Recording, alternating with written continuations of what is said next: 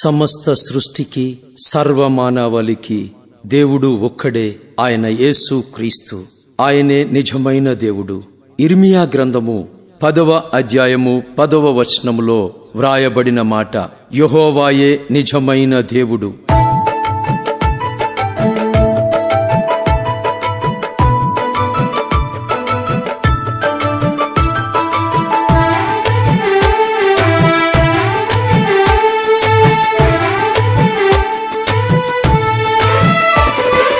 నిజ దేవుని తెలుసుకో మానవా, నీతిగా మెదులుకో మానవా.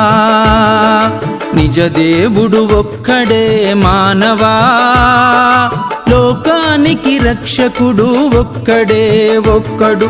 నిజ దేవుని తెలుసుకో మానవా, నీతిగా మెదులుకో మానవా.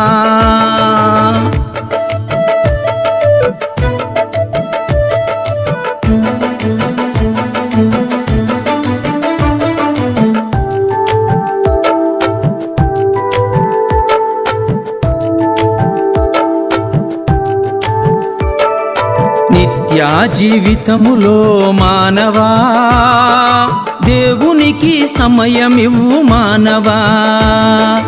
ఆత్మను గుర్తించుము మానవా, శరీర ఇచ్ఛలను జయించు. మనస్సు కోరికలను మానుకో, మనిషిగా బ్రతకడం నేర్చుకో. నిజ దేవుని తెలుసుకో మానవా, నీతిగా మెదులుకో మానవా.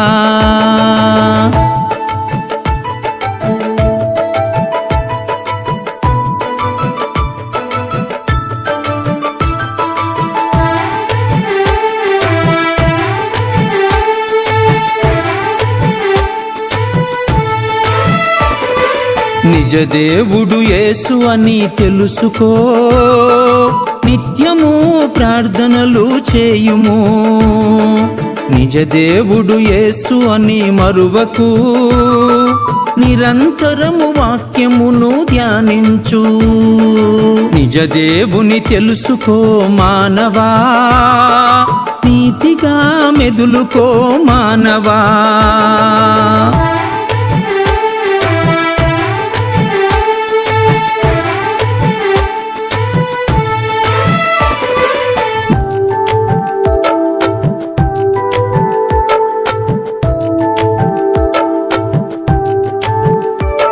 యేసయ్య మాటలాలకించు మానవా, యేసయ్య మాటలనుసరించు మానవా.